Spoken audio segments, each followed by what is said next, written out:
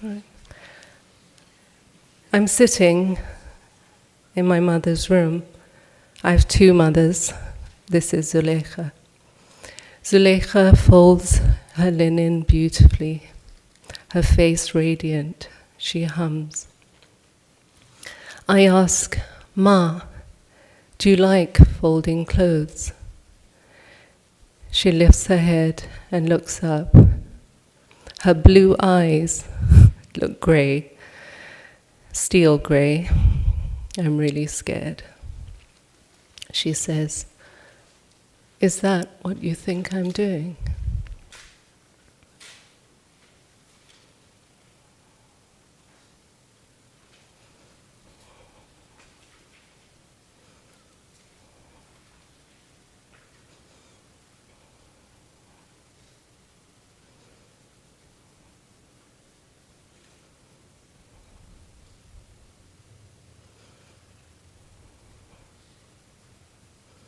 I'm a young girl in my room when Ma calls me. I say, Ma, I'm drawing. She mumbles as she walks away, I'm drawing. Bus, I'm drawing.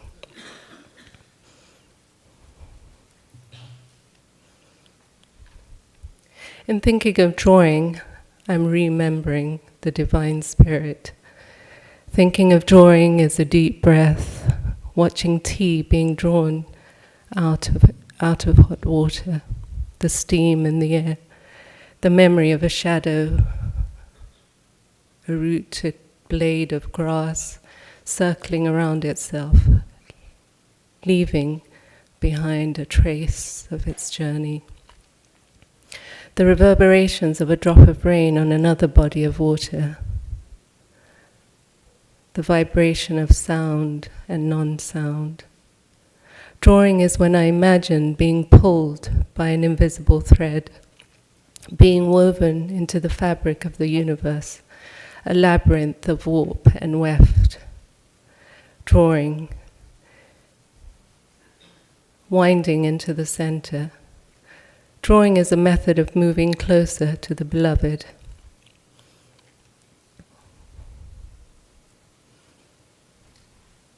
It is the invisible line between a bow and the strings of a cello. Remembering to draw, drawing is being lifted up, being extended. I place the compass in my hand and make an intention. I take a deep breath, remembering what my teachers, Keith Gritchler and Paul Marchant, taught me. I place the compass on the point and draw a circle moving towards the heart. I am at once attached. Keith taught us that pattern is pita, petar or father, and measurement is mata, metar, mother. It is difficult but necessary to explain this endlessly cyclical practice, drawing with measurement and pattern. An exercise in geometry is a practical tool for remembrance. Considering its physical methodology, practice is the primordial artery through which I strive to practically return, physically, symbolically, and spiritually. Everything takes a similar form, forming again and again and again, but every time necessary. It is never redundant. Every time a mark is rendered, it is an act of remembering. The utterance, in its literal sense, being an act of making oneself whole again.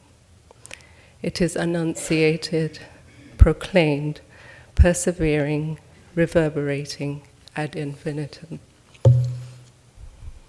I'm really nervous.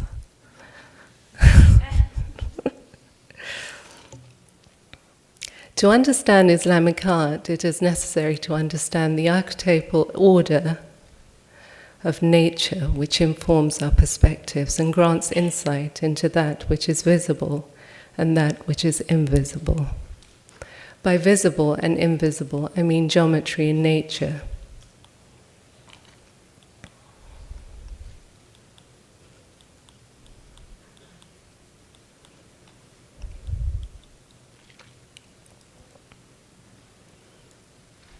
And the breath that permeates through all. From these archetypes, we learn to navigate our way through the obscured but not unattainable hidden aspects of nature and art, whether implicitly or explicitly rendered. In contemporary realms of art, it is difficult to speak of spiritual practice without entering into debate as to whether or not there is a higher being, as well as the relevance and persuasive capacity of spiritual practice itself. My intention is not to put forward a set of beliefs as absolutes, but instead to convey a possibility of approaching the essence and of beauty through processes of thoughts of transcendental metaphysical pursuit. In and of itself, the primordial pursuit of goodness and beauty can be traced to humankind migrating across time and space. It is the desire for beauty as an essence, and for that which it emblematizes, and this essence in its manifested sources of spiritual nourishment which propels my practice, the practice being a pure labor of attachment. But how is it possible to speak of pure love or beauty?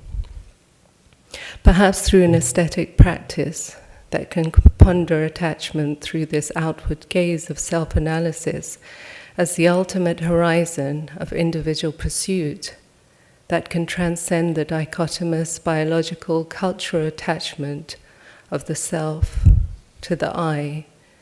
This practice may provide a more unified and whole gaze to open the eye not so much to itself, but to a foresight that is all-encompassing, a foresight that is infinitely transcending towards an elevated collective progression of mankind or of being, which is to say, universal humanity. It is with this infinitely transcending spirit and gaze that I strive to enter into my spiritual or aesthetic practice, and which is manifested, represented here. St. Augustine was asked, "What is the most beautiful shape of all?" And he responded, "The triangle is beautiful. The square is more beautiful, and the circle is even more beautiful. But the dot that created the circle is the most beautiful shape of all." The circle and water are a symbol of the universe, or womb, Rahm, a reminder, a symbol of compassionate love, or loving compassion, Rahmah. Note, the Arabic word Rahmah is commonly translated into English as mercy.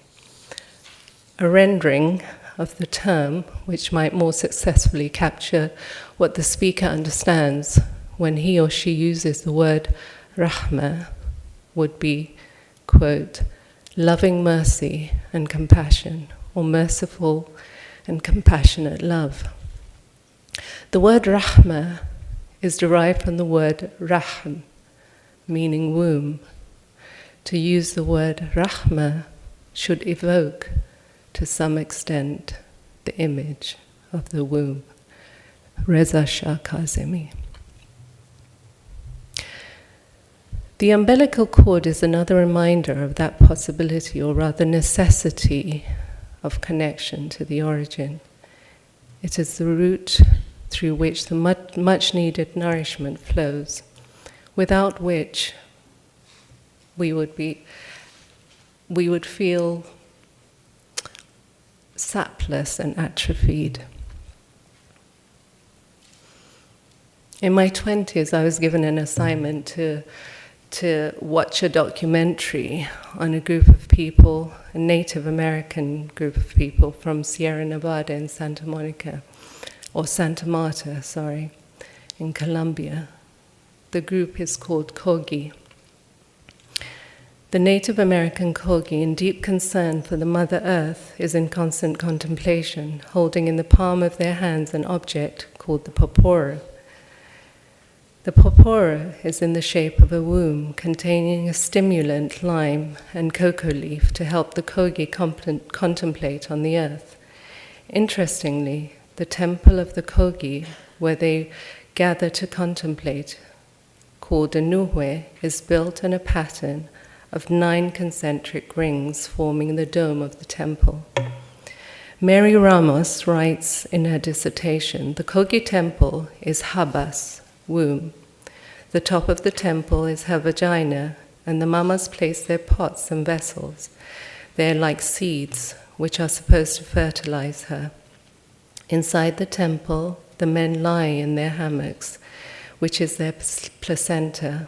They spin threads, which hang from the top of the temple, and these threads represent the umbilical cord, which help to nourish them with the mother's wisdom. They begin to talk together, duldashi, which is like a confession instigated by the mama, and which gives him the opportunity to give advice. Then they talk about myths. They repeat their genealogy and sing ceremonial songs.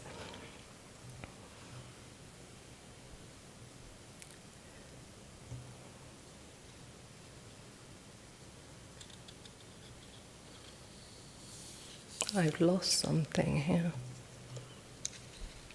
I was actually really excited when I discovered that the word garba, a ritual dance that they do in India during the Devi festival, Diwali, also 9 days. The word garb also means womb, and during that festival the women carry an earthen pot on their head, the light, and with the light inside it, radiating light outwards from the womb.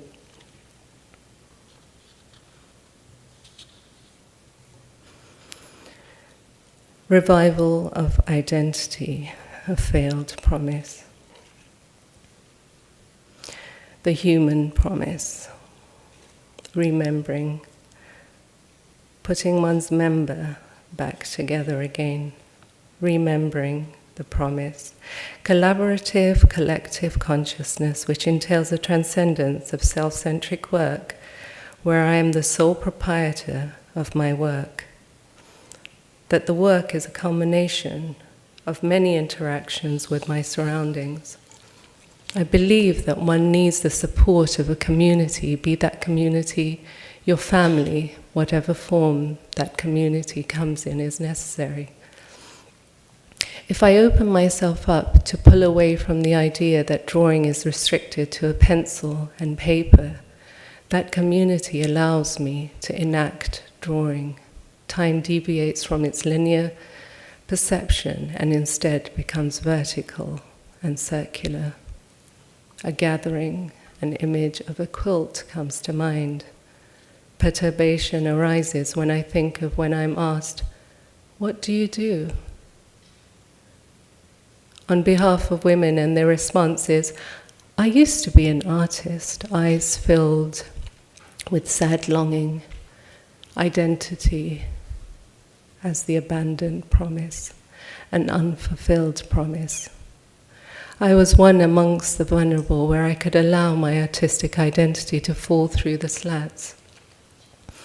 I asked, how can I engage in a process of art making in a way where even the most seemingly mundane is a work of art?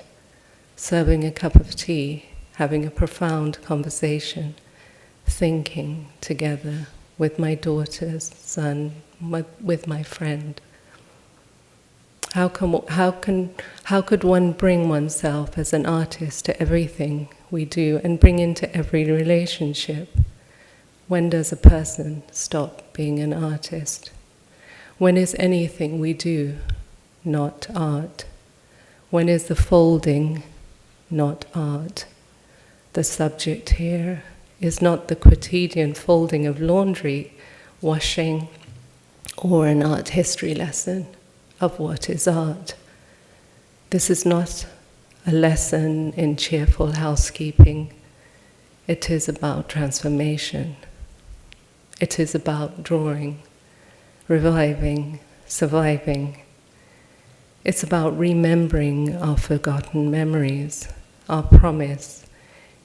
It's about alchemy, or the primordial need to tell a story, to know whence we came, reclaiming that which is ours, about wanting to be in control of the heart, to know the origin, the essence, wanting, needing to draw, pull, be pulled, attach, be attached.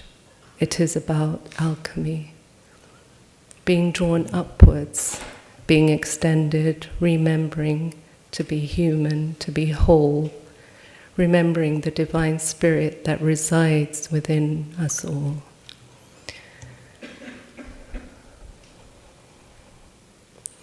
The unnatural existential parting of oneself from a thing called and constructed as art, a thing I do out of necessity. When does it no longer be about being? When we succumb to the social processes is when the art becomes a personal commodity, a thing of mine. Art is neither here nor there. Yes, it can conform to volumes of academic narrative, to the commercial pressures. It is too frequently that women and men relinquish their artistic necessity. It is from this necessity and means of survival that I have extended. We women are inherent acrobats, always having to negotiate and compromise and finally relinquish because of guilt of not being woman enough, not being wife enough, sister enough, daughter, mother enough, not being whole enough. You cannot ever stop being an artist lest you yourself chose to be through an amicable transformation, transformative process, not one that betrays one's agency and leaves one feeling sorrowfully barren, one that allows one to continue living without feeling at a regrettable loss.